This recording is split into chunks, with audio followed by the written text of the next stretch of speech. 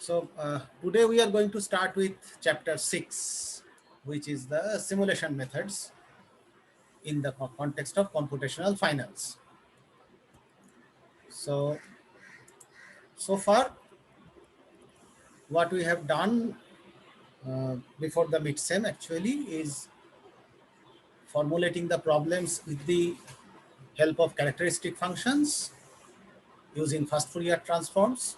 If characteristic functions are known, we have then talked about formulating the PDEs or the PIDs and then solving them using numerical analysis.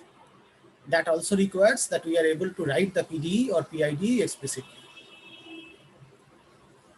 Now, all of these are very efficient, but they depend on certain things being available to us. So in case this characteristic function or the PDEs are not explicitly available to us, then what do we do? So the method of last resort is the method of simulation. So you just start with the fundamental data generating process, do sufficiently large number of simulations to create many alternative scenarios, and then average them out to arrive at an empirical price of any derivative contract. So that's the topic of discussion now. So just to recap, for our derivative pricing framework, we essentially rely on the Markovian assumption. Under that Markovian framework, our forward equations, the Feynman-Kac formula, gives us a link between the original stochastic process that drives the contract price and some PDE or PID. And then we know that finite difference schemes can be used to solve these PDEs or PIDs numerically. Trouble is, as the number of dimensions grows, so we are talking about one single underlying stock or one single underlying factor. If we increase it to 2 or 3 factors, the number of dimensions grow, finite difference schemes become extremely complicated and eventually unworkable. So the computational complexity grows very fast. Even then, even if the PDEs are available to us, the simulation-based Monte Carlo type methods become handy. These Monte Carlo type methods can be related to the finite difference schemes also, if we have such PDEs, and because it is a very general technique by its very nature, it is not limited to a Markovian framework, because I can create as complicated a chain as I want, and it will also work for any dimension, any number of underlying factors or any number of underlying stocks. So that is another advantage of using the simulation method, that even if the PDE is available, it might be too complicated to solve directly using finite difference schemes, and then simulation methods gives us a bypass, an alternative route. What does it do? So the basic algorithm for any simulation-based method is very simple. For us, in particular, we talk about valuation of a derivative. So derivative valuation via simulation would be through the following steps. So we will fix a number of replications, capital N, and for each j from 1 to n, we will generate the underlying factor, the value for the underlying factor.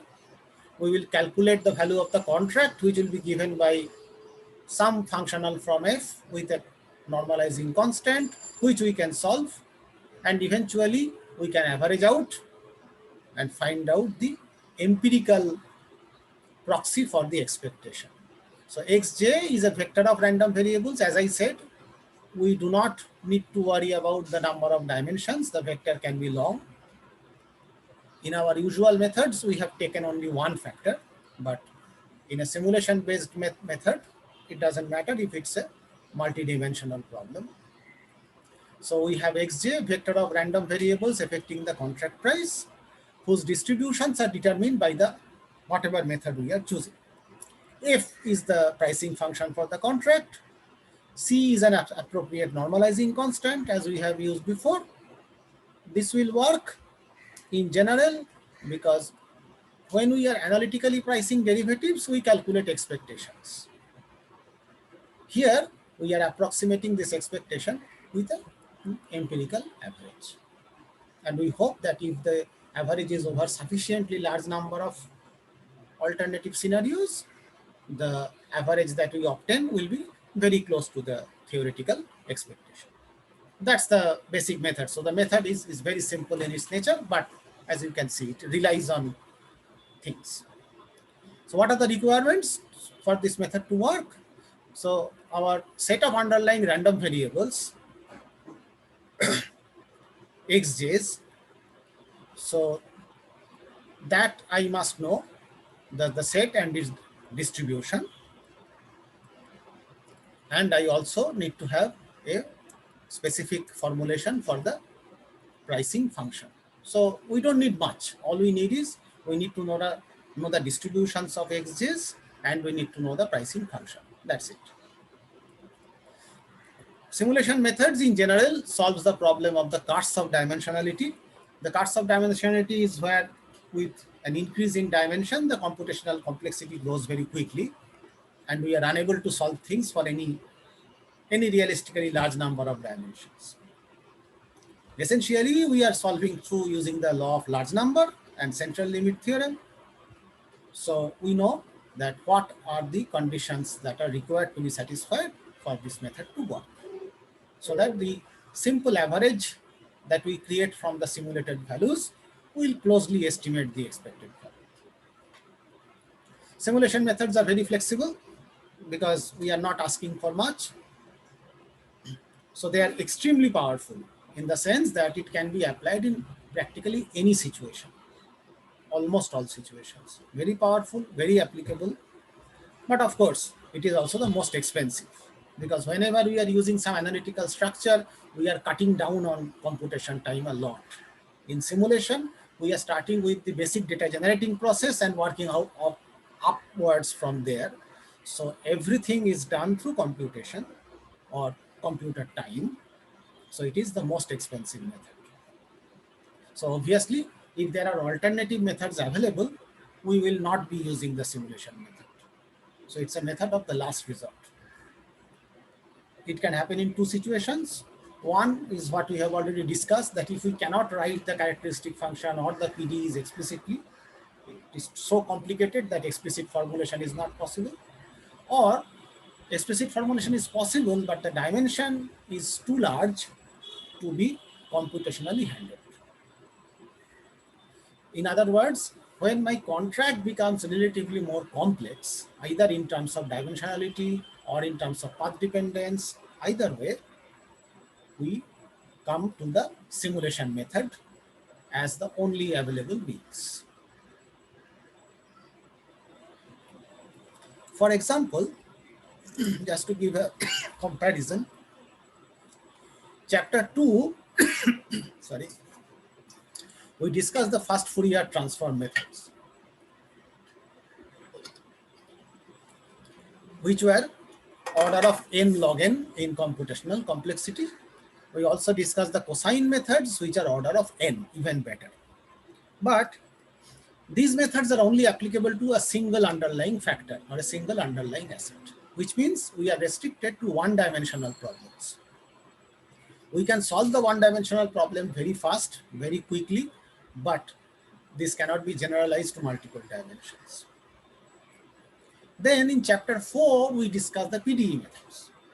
And if you look at it carefully, the PDE methods are typically order of n square for single underlying factor. And one can show that when we have multiple dimensions, multiple underlying factors, the complexity is essentially of the order of n to the power d plus 1, where d is the dimension. D is the number of underlayers. So if I have two underlayers, the complexity is order of n cube. So it grows very fast.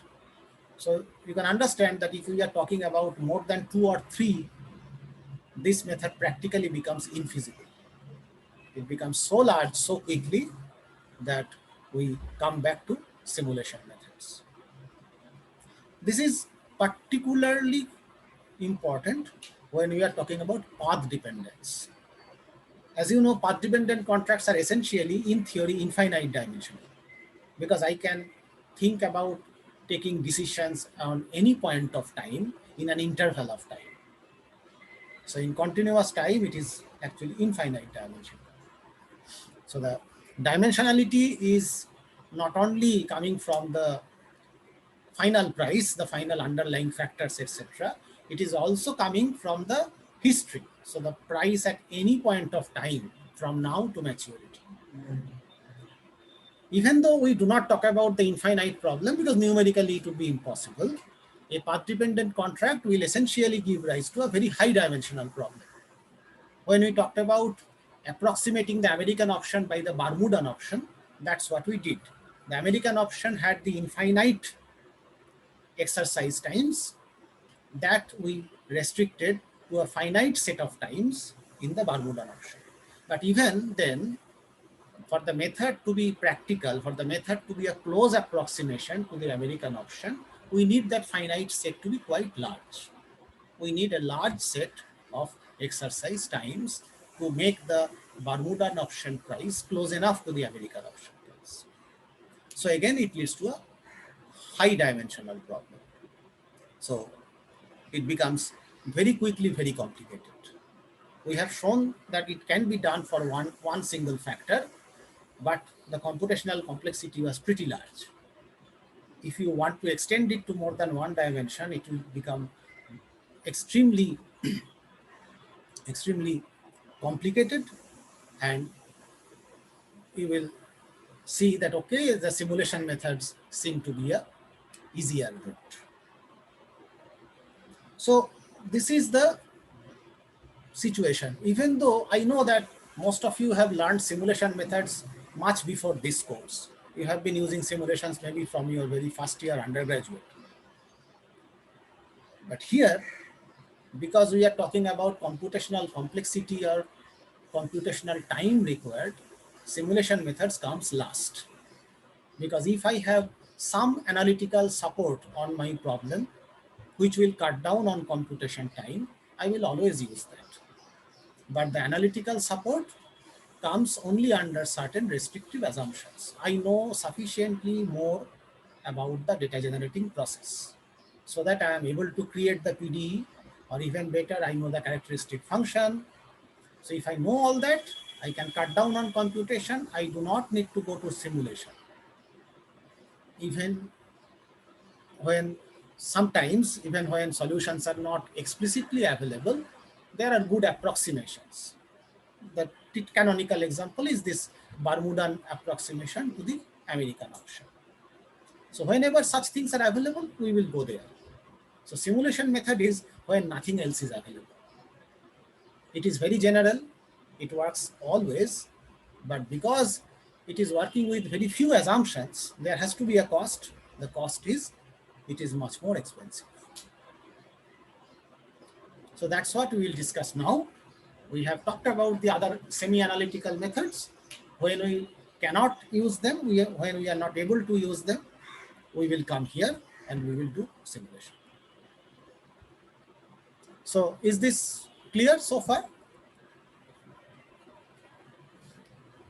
Yes, sir. Because it might sound a little bit odd that we are talking about simulation only in the end. So I wanted to make this point that even though simulation is very general, you have been using it for so long, it is also the most expensive method. And we do not go to the most expensive method if we have other options. All right. So again, a summary of what we are going to do in this chapter. So what are the models which are allowed here? So now I can say all models which can be described by a set of random variables with a known distribution. So this is essentially the only requirement for the simulation method to work. I know the probability distribution. All models with known probability distributions are admissible. What are the option types? Any option. That's what we said, because eventually we are just going to do empirical averaging. So any option will do. So any option for which I have the pricing function, the f function is known, it exists. So if I have the pricing function, that's it. Which means this has got a lot of advantages. So simulation method allows for pricing under almost any model, almost no restriction, allows for pricing of contracts with possibly any payoff, so no restriction on payoff. It will also allow for efficient pricing of contracts with many underlying factors. So the dimensionality problem does not affect simulation. Of course, it affects in terms of time, but it will still work. So I can use any model, I can use any payoff function, I can use as many underlying factors as I want. Obviously, the con is it is typically the most expensive method. It takes the maximum CPU time, so expensive. Okay, so that's what we discussed. So how do we start this? We will start with something that again you have already studied before, many times possibly, random number generation. Because any simulation method will essentially depend on being able to generate random numbers from any known distribution. So the standard known distributions, I have to generate samples from those distributions. That's how I can start my problem. So random number generation is the first topic that we are going to discuss. I will go through this quickly because all of you know all of these things. So if there are any distributions which are not known, just tell me and we can discuss it further. But otherwise, I will assume that this is just recapitulating on known material. So obviously, we know that we can always sample from the standard uniform distribution. So I can always create a sequence U1, U2, etc. of independent random variables from uniform 0, 1. So this is my requirement from the computer. And that's how we started any simulation based method. Is that right? Did you all study this thing? How the simulation method start, or those things are not necessary anymore? Yes, sir, we studied. Yeah, so I think if you studied how things happen, you will definitely have started from the uniform 0, 1 random variable. Yes. And then we transform and do some other technique to generate all the other distributions. So standard uniform distribution is something that we will take as given. We know how to get a sequence of samples from the uniform 0, 1 distribution. Now using that generated data or whatever, how do we sample from other distributions? And again, the most common method is something that we have learned in our first year, which is the inverse transform method. We know that if a random variable has a CDF capital F, then F inverse will get me back to uniform, because f of x follows uniform 0, 1. If x has a distribution f, then f of x follows uniform. So if I start with the uniform and I take f inverse, I can generate my x with distribution f.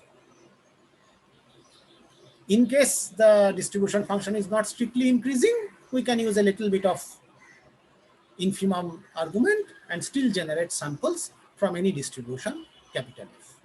So if the cumulative distribution function exists, I can use the transform method directly and generate all possible distributions.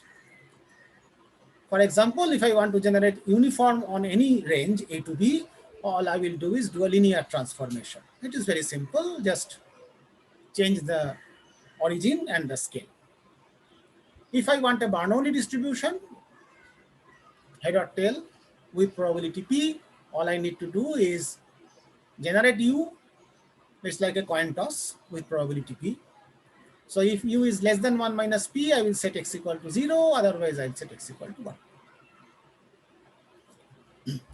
to generate an exponential distribution, which is the distribution of times between jumps of a Poisson process. So we need exponential distribution in finance a lot. And if the rate of this distribution is 1 by theta, then all I need to do is x equal to minus theta log 1 minus e. So it is just direct inverse transform method. If I want Poisson distribution, again it is straightforward. Given a sample from exponential distribution, I can generate Poisson. I just add up the times. When is the next event? And so in any interval of time, how many events have happened?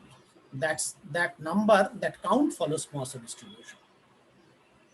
So these two are basically closely linked to each other. So if I know one of them, I can always generate the other. Here is another distribution which is often useful in empirical work, the arc-sine law. The arc-sine law is distribution of the time that a standard Brownian motion attains its maximum or minimum over the interval 0 to 1. So I look at time interval 0 to 1 and I study the Brownian motion. So arc-sine law essentially gives me the distribution of the maximum and the minimum of the Brownian motion.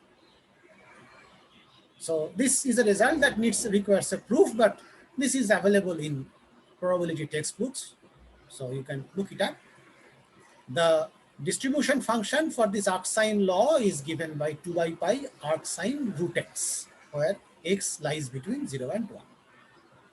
So obviously, if I know this, then I can always use my inverse transform method. I will use x equal to sine square of u pi by 2, which can be simplified to half minus half cos pi u.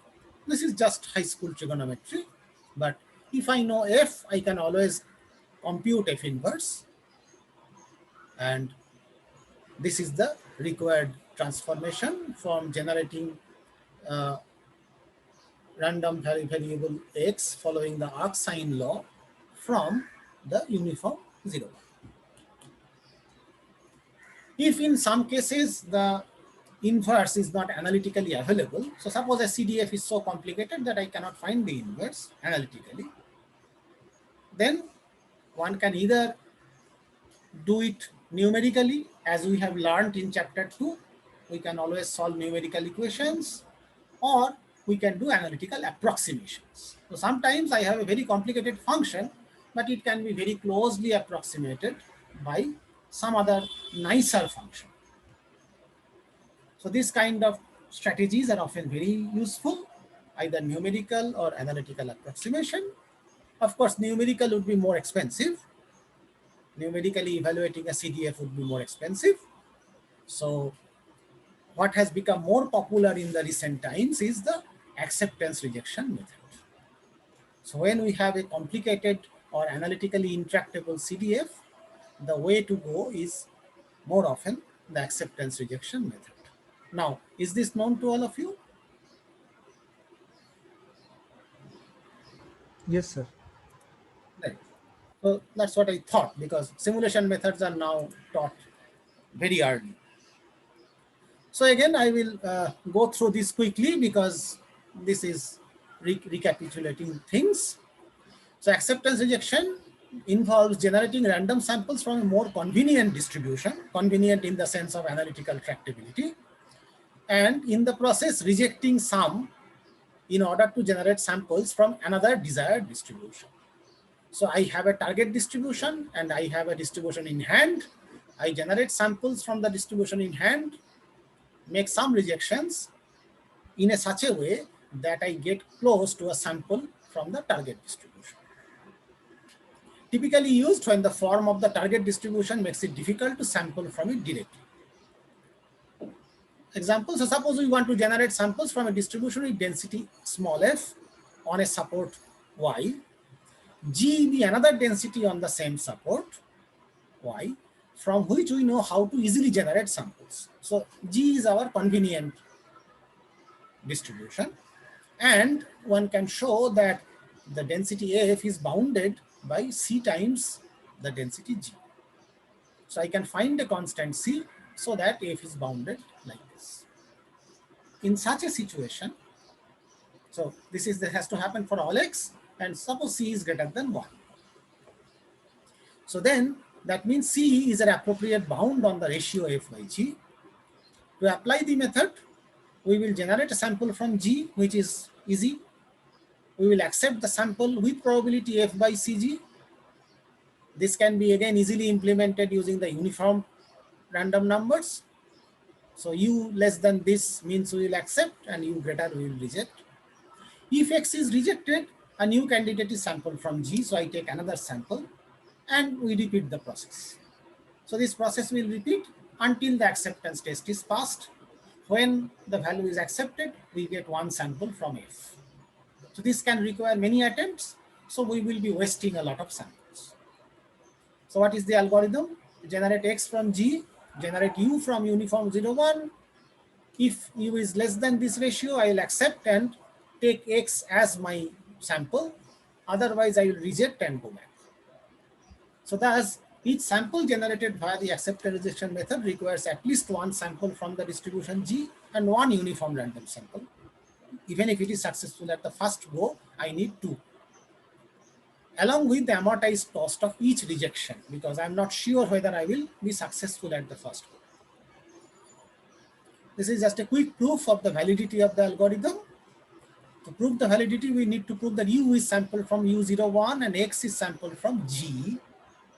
That probability that x is less than or equal to x will be given by fx. Even though I am generating from G, with the use of u, the conditional probabilities should follow the target distribution, capital F. That's what we want to show. So to prove this, we calculate the probability of this thing, which is straightforward. Then we condition and we do the reverse probability, the probability that u will be less than this ratio given x equal to x is this. So I put insert small x here, and this is uniform, so it is just this ratio. So now how do I compute my actual probability? We do the unconditioning by integrating x out. So my p will be integrating this probability conditional, the reverse conditional probability over all g, or the range of x with density g, and that I can show will be equal to 1 by c. So this calculation is straightforward. So I can show that this p will be equal to 1 by c, which I can think of as the probability of success, which means the number of times that we generate x and u in any step, it has a probability of success small p, which means on an average, I will need c many random samples to generate one sample from F. So that is my cost. So because we want to make the cost as small as possible, we will try to make c as small as possible. Because if c is large, that means I'm going to waste c minus 1 maybe. Okay, so we know that from conditional probability again, so this probability x less than or equal to x, this was our original target probability. We wanted to show that this will be capital Fx. So this probability is using the Bayes theorem given by this ratio, except for this term, other terms are known because this is gx and this is 1 by c. So we can further show that this probability here can be simplified to be equal to 1 by c capital Fx by capital Gx. Thus, we finally have this conditional probability equal to this numerator times gx by 1 by c as before. That's what I had. So simplifying, we finally show that this conditional probability is indeed capital Fx. So it is just using the Bayes theorem. So the proof is pretty much simple, and of course you have seen this before. So this is what we have. So we have two things. First, we have indeed been able to show that this conditional probability is coming from capital Fx. So we have actually generated the sample from capital Fx as we wanted to. And we also see the expected cost. We expect that we will need C many steps to generate one sample from F. So if C is very large, then our method is very expensive.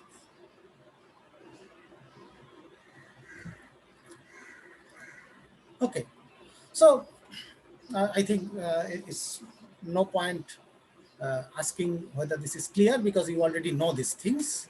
I just wanted to repeat just to make sure that you are comfortable. Now let us look at a few examples.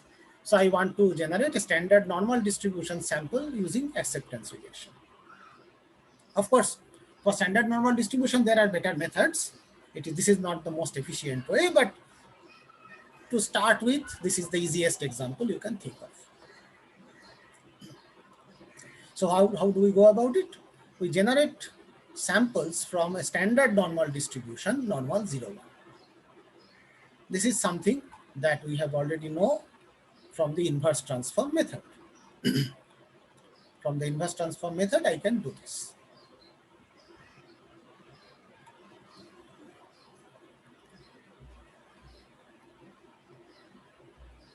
So that's what we are going to see.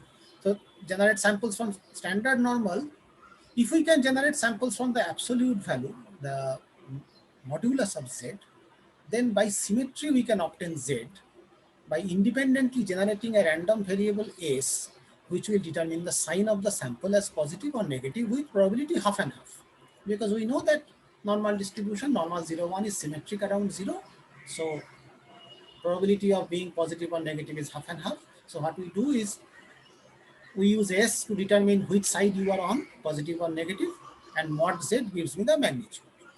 That is one way of decomposing the standard normal. So Z will be S times mod Z. So what do?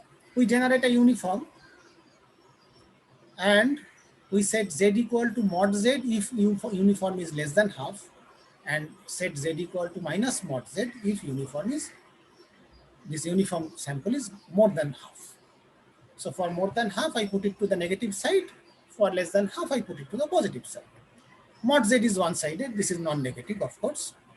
And the probability distribution for mod Z will be given by this. This is easy. We know this already from the normal distribution. So if this is my F, what is my candidate G? Remember that we are using acceptance rejection, even though it is not necessary here. We just want to illustrate acceptance rejection. So for a bounding candidate for F, what we use is e to the power x. Gx, take Gx equal to e to the power minus x. Gx equal to e to the power minus x. This is the exponential density with mean 1. I'm sorry, what is this? Mean 1 as a density to sample from. So the exponential density is my easy density. I want to sample from it. To use acceptance rejection, we need to find the constant C, because I want to show Fx is less than Cgx for all x greater than or equal to 0. And the candidate C is root over of 2e by pi. So one can show that this C times e to the power minus x will bound this function. And our ratio then, Fx by Cgx ratio, becomes like this. So I have the algorithm for generating Z by acceptance rejection. What do? I generate x from G, which is the exponential. We generate uniform 0, 1, set minus log u, that will give me the x from G. Generate another uniform. If this uniform is less than the ratio, this ratio here, we set mod Z equal to x. Otherwise, I go back. So if u is less than this, I accept. Otherwise, I don't accept. If I have accepted, then I generate another uniform and then assign the positive or negative side. So if it is less than half, it is the positive side. If it is more than half, it is the negative side. That's the algorithm. But U less than this happens if and only if this thing happens. And minus log U is exponential with mean 1. This we already know because we have used it before. That helps us to simplify the algorithm to some extent. So what is the simplified version? So we generate two independent x1, x2 from G. So basically generate U1, U2 from uniform and then do the minus log transform to get x1, x2. If x2 is greater than x minus 1 square by 2, we set this. Otherwise, we go back. Finally, we use the positive negative assignment. So instead of doing this uniform check, what we do is this check. So that is just a simplification that comes from the form of the density that we are using. And this reference actually tells us that an interesting observation is the memoryless property of the exponential distribution. The amount by which x2 exceeds this quantity in step 2 when x1 is accepted. So this is the excess amount. This is from an exponential distribution again with mean 1 and is independent of x1. Because of the exponential distribution memoryless property, the increments are independent of the original form. So one can further use this trick that some adjustment in the PDF, of course, we get back an independent exponential for free. Because if I take a difference here, I get a new sample from the exponential one. So this new sample is not generated from the software, so it is coming for free, which could then be used as one of the two exponentials that we need in step 1. Because we may have to go back and start another round. So in general, we are going to save one value from the earlier iteration to be used in the next step. So if I am using this algorithm repeatedly over a large number of times, the expected number of uniforms we are required to generate to get 1z will be actually 2.64. So 2c plus 1 minus 1. So this is one example that they give. So you can save a little bit on the random number generation cost. I know that this doesn't make sense to you because random numbers come instantaneously. But if you are doing it millions of times, then there is a substantial CPU time that is used in generating them. So that's what this is about. So this is an example where C has this value 1.32, but this is our expected cost. So I can just think of this as expected cost. If I don't use that, the cost will be even more. Okay, so any questions at this stage? Because again, as I said, we are looking at things which are already known, but simply I'm trying to highlight the cost that is involved. Because when you learn the acceptance rejection method, I'm sure that nobody asked you about computing costs, cost in terms of CPU time. So did you ever look at the CPU times when you ran these algorithms?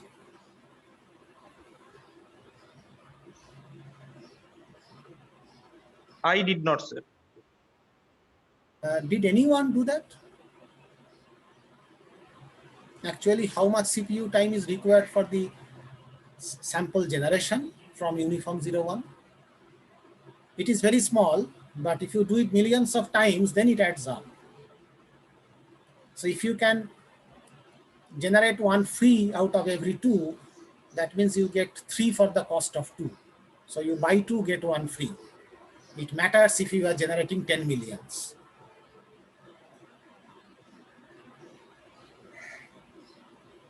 So actually that's what I wanted to highlight, because this is something that you may not have noticed before, because computing has become so cheap nowadays, so inexpensive, that you really don't care.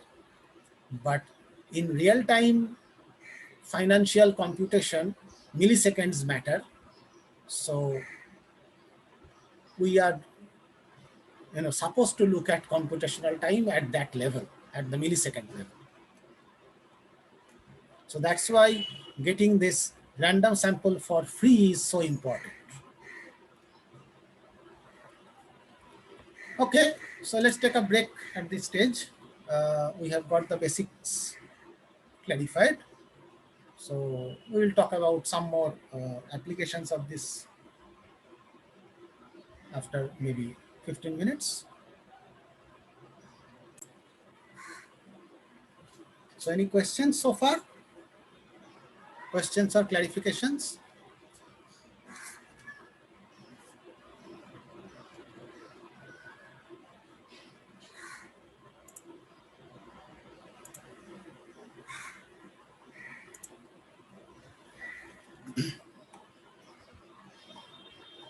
So fine. So if there are no questions, then I will continue. So we have talked about generating standard.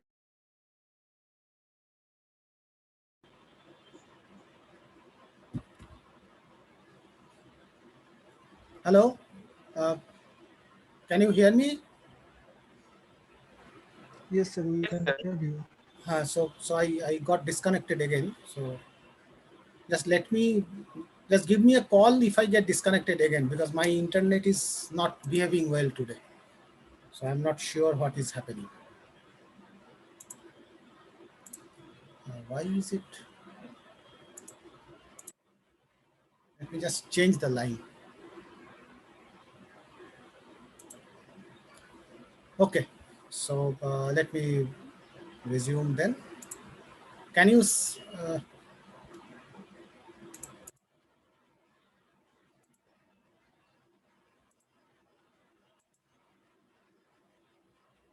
can you see my screen now? Yes, sir. Yes, sir. Okay. Okay, so we talked about the standard normal distribution, and also talked about saving some time, CPU time, in generating uniform samples. So now let us just look at a few other common distributions which we need, particularly in our financial work. So the second candidate that I want to talk about is the Poisson distribution, which is closely linked to the exponential distribution, and that's what we will use. Remember that we talked about this connection before when we use the transform methods. We said that the exponential and the Poisson comes together. So that feature we will use again. So what we will do is we'll use this algorithm. So to use the acceptance rejection method, and we want to generate a sample from the Poisson distribution, this is what we do. So set n equal to 0, p equal to 1. Generate a random number un plus 1 and replace p by p into un plus 1. So at the first step, it will be u1. So p becomes p times u1. If this p is less than e to the power minus lambda, then you accept that x is equal to n, which means there are n arrivals at this unit time. That's my value of the Poisson random variable. Otherwise, I reject the current n, increase it by 1, n equal to n plus 1, and return to step 2. So I keep doing that till I get an acceptance, and then I get my first Poisson sample.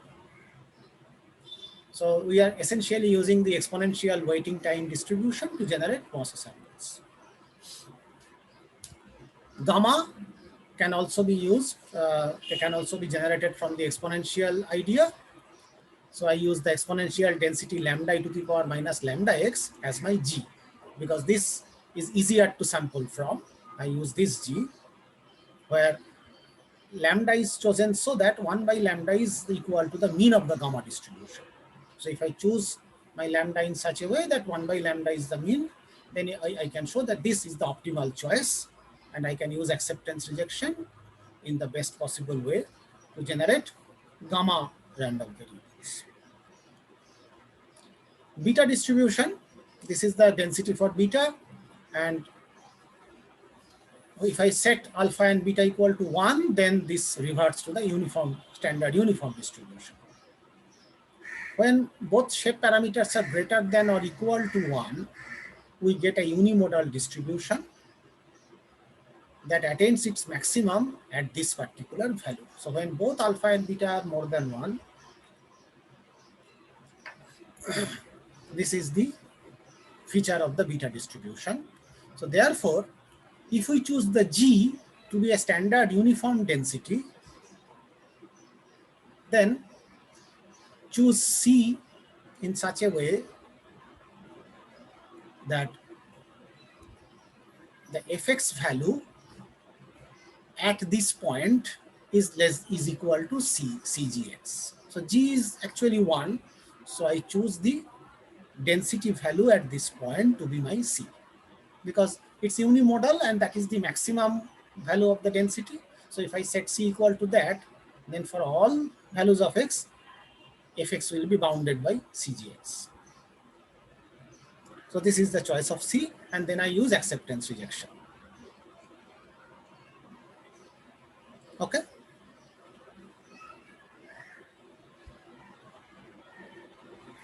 Yes, sir. So that's another application of this thing. We can also do a direct gamma to beta transformation, because we know that beta can be composed of gammas. So if x1 is gamma with shape parameter n plus 1, and x2 is independent gamma with shape parameter m plus 1, and they have the same scale parameter, then this ratio x equal to x1 by x1 plus x2 will be beta with density given by this. This is well known. So I can also use the gamma random sample that I have generated to create beta random samples. So this is some of the common usages of the acceptance rejection, and particularly we are interested in the distributions which will come in handy for us. Gamma, beta, exponential, lambda, these are useful in financial world. But among all of them, obviously normal is the most important. Normal is like 95% of the time. So particularly for the normal distribution, there are other simulation methods available in the literature which are more efficient, more tailor-made to generate random samples from normal distribution, not going through acceptance rejections or other general methods, more specific methods. So we want to talk about a few more such specific methods, particularly for the normal random variable.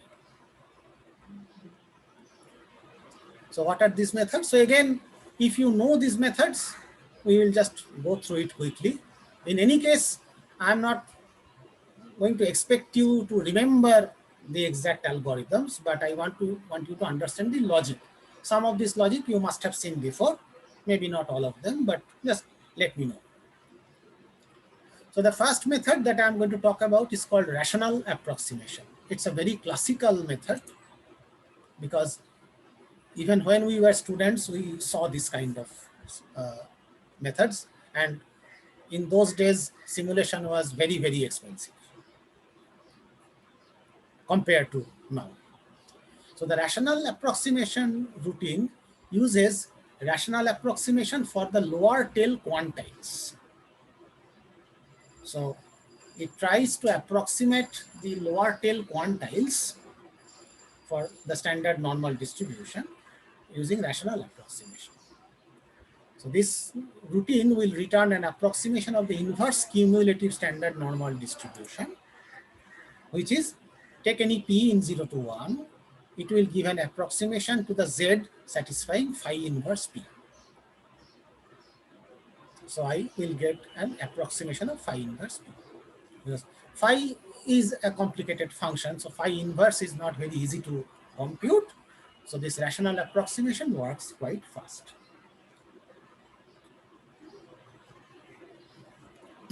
So algorithms for doing this actually uses a minimax approximation for rational functions. And The algorithm that Hitsa describes is due to Peter Acklam. So this is the reference. Rational approximation is actually a literature in itself. It's a complete literature which is used in many numerical analysis areas.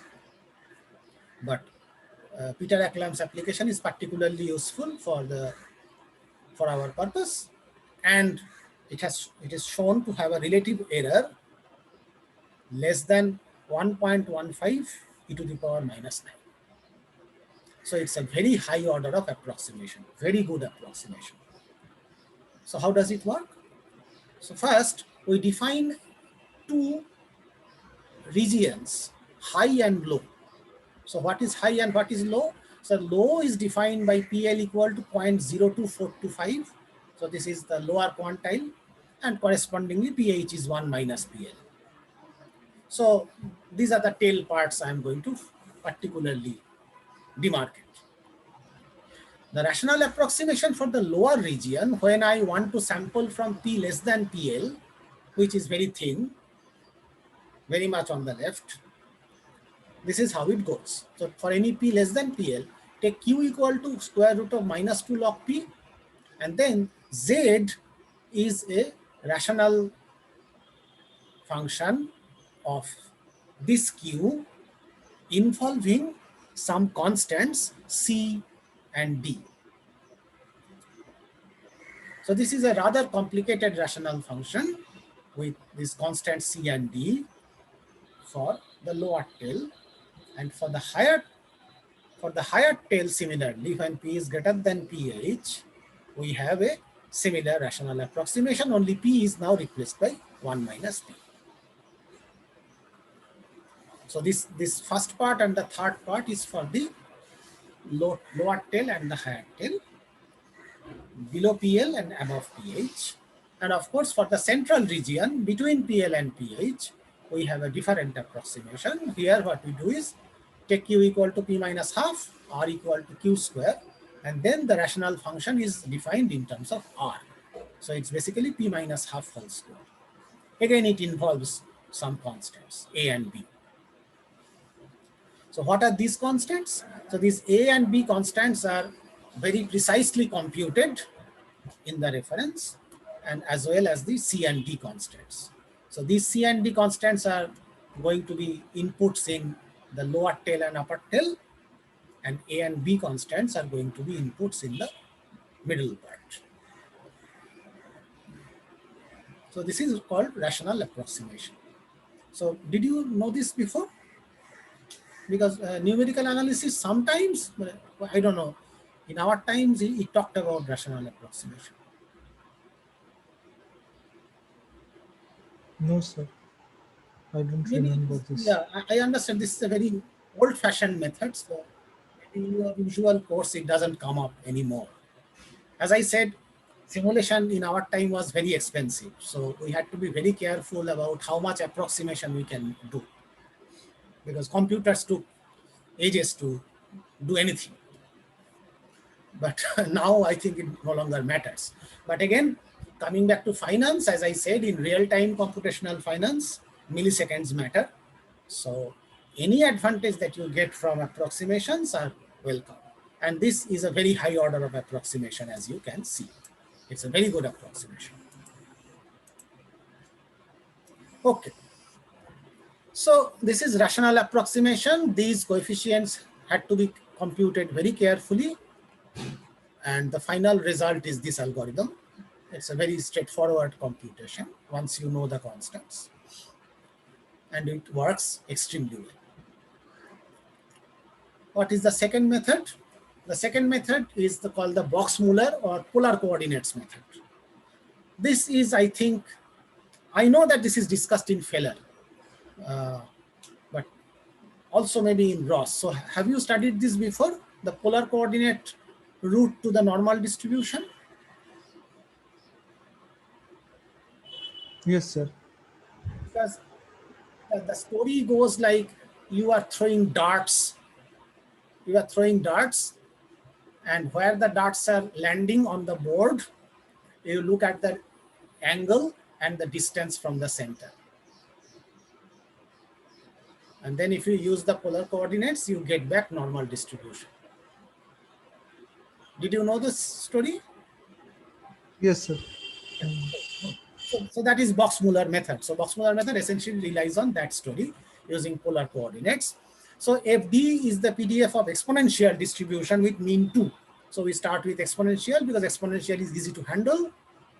F theta is the PDF of a uniform distribution on 0 to 2 pi. So that gives me the angle. So it's uniform 0 to 2 pi, and FD is a exponential distribution with mean 2. Now take R equal to capital R square, which is x square plus y square, and theta. So theta is coming from F theta and R is coming from this exponential. So this is what we solve.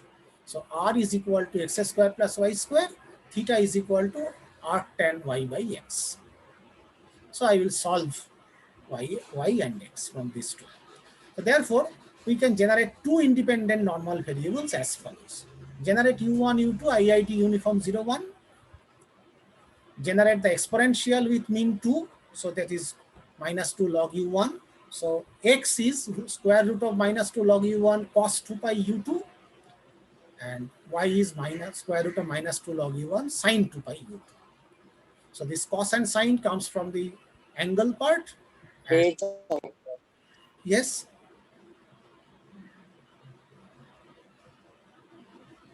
Any questions here? Did someone have a question?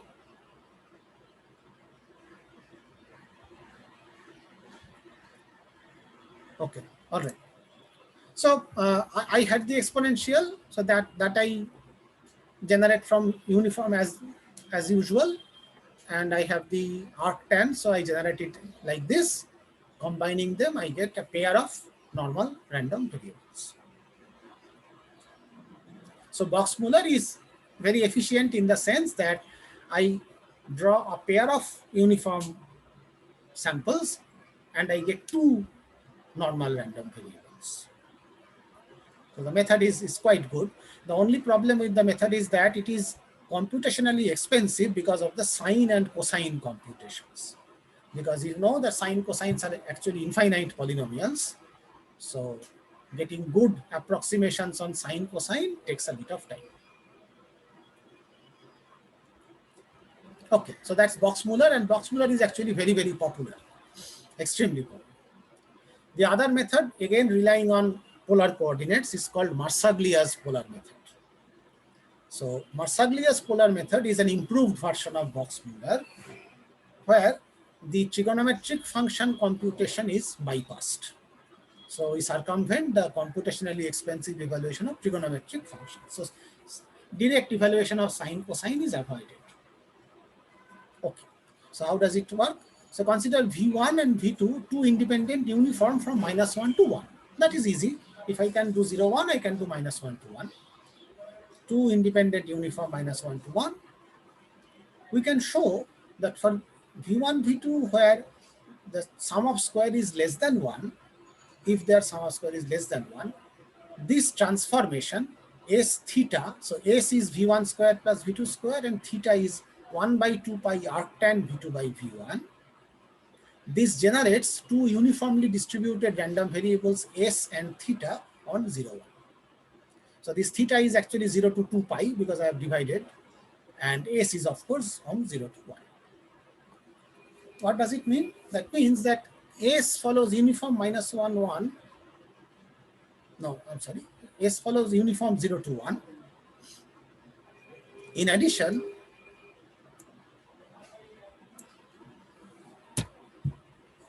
so I generate this. In addition, V1 and V2 are of course uniformly distributed on the unit square because they are two independent uniform from -1 to 1. So the angle of the vector V1, V2 is also uniformly distributed and can be used to calculate cos theta and sin theta. Because I know that sin theta is vertical by hypotenuse and cos theta is base by hypotenuse. So instead of going through the polynomial computation of sine cosine, I can simply use the trigonometric formula to calculate sine theta and cos theta. Okay, I wanted sine theta and cos theta, and I also wanted the exponential.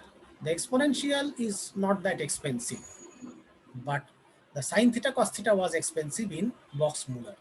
So that is avoided through this trick. So I create this unit square, then I have an angle. And if I have an angle, I can immediately geometrically evaluate sine theta and cos theta. And of course, I will be using the S. So for S, I will need some acceptance rejection because not all of them will satisfy this condition. So the acceptance rejection to sample points uniformly in the unit disk. So whatever points fall outside the unit disk, I'll have to reject. I keep only those which are inside the unit disk, and then transform these points to normal by polar coordinate V1 and V2. So what will happen is, this is our algorithm. Then the conditional on acceptance, S is uniform, dividing, etc., etc. So I'll just go to the algorithm. So generate V1, V2, IID uniform -1 to 1. Set S equal to this. If S is greater than 1, I have to reject, so I start over. Otherwise, when S is less than or equal to 1, I take X equal to V1 square root of -2 log S by S. That's the final form. And Y equal to V2 square root of -2 log S by S. So in this algorithm, the rejections are controlled by the condition that S is equal to 1. So S is less than or equal to 1 actually.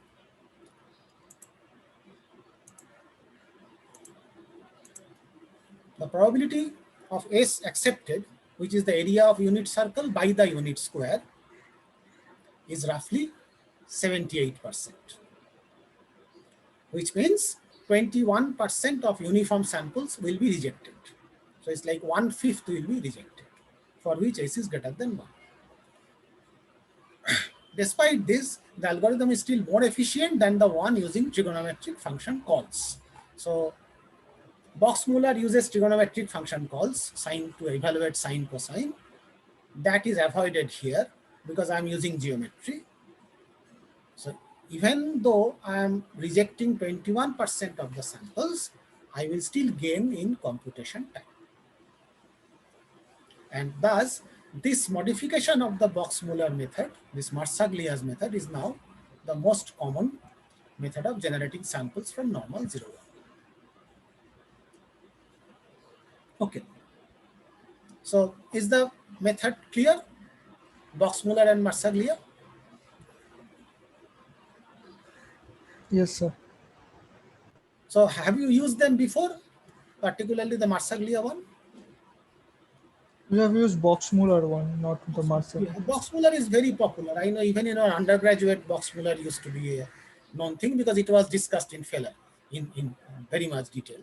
But Marsaglia is a improvement on that in computation time. So what I want to do is look at the actual improvement in computation time. So this is the table which shows elapsed time in milliseconds for generating these many samples from a standard normal distribution. To get a realistic comparison, we need to have a large sample, otherwise it won't make sense. So it's like 100 million, so 10 crores. So I have 4 methods here. Usual acceptance rejection, which takes 26,000 milliseconds. The Box-Muller method, which takes 15,000 milliseconds. So it is better than the usual acceptance rejection. I know that Marsaglia should be an improvement over Box-Muller, which is indeed true. It is roughly half the time it takes compared to Box-Muller. So Marsaglia is only 7,700, much better than Box-Muller. It improves through the avoidance of sine cosine calls. But look at the rational approximation. Compared to all these three, the rational approximation, the one with the series of A, B, C, D coefficients, like here, that is the cheapest of all. It takes only 5,500 milliseconds. So this is the kind of comparison. Of course, if you run it now, because Hitz's book was written in 2014, if you run the same thing now, the times will all come down, maybe 1/10 of what is given in this table, but the comparisons will still hold true. Because of the internal function calls, rational approximation will still win, because rational approximation is simply using one set of fixed coefficients and then some fractions.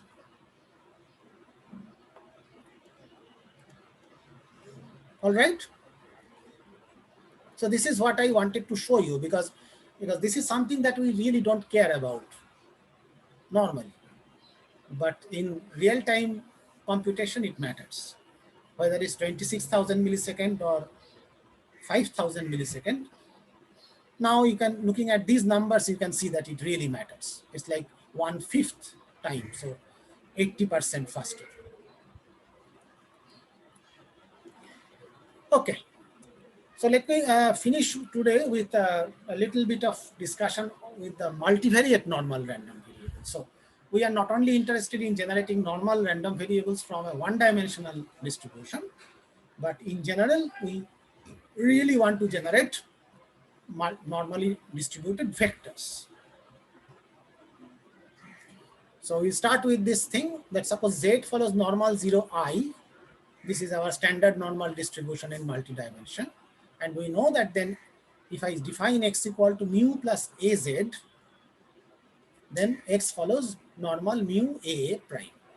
So I can actually generate any mean vector and covariance matrix defined normal distribution.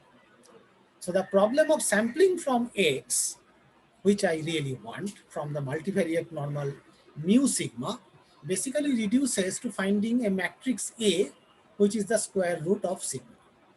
So this is, I loosely call it square root, but you understand, because it's a positive definite matrix, the term square root is not nonsensical, so it makes sense.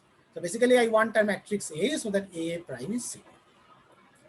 Now the matrix is not necessarily unique. So a lower triangular one, if I can find a lower triangular solution, it is particularly convenient because I can then reduce the computational burden very quickly. Remember that if you have triangular systems, solving them takes much less time. Did you do these things before? We called it LUX, L-U-X.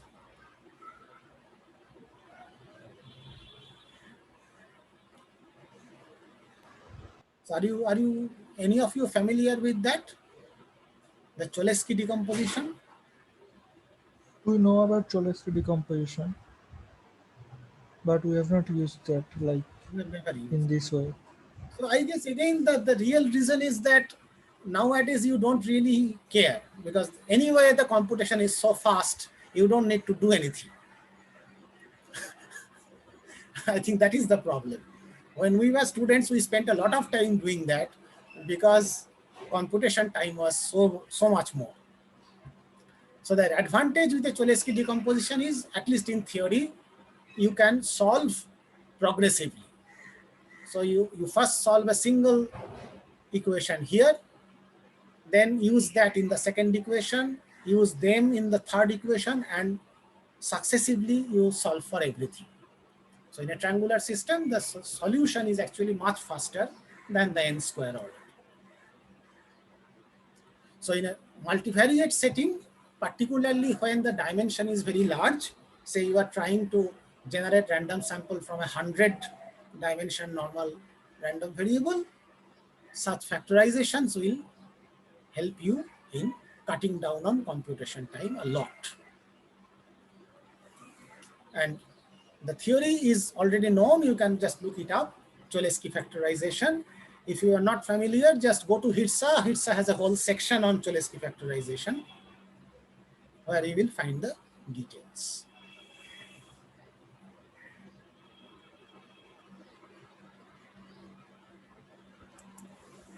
Okay, so I want to stop here today. We have more or less covered the known material. We will continue with our financial application next week. But if you have anything to ask me, you can do that now.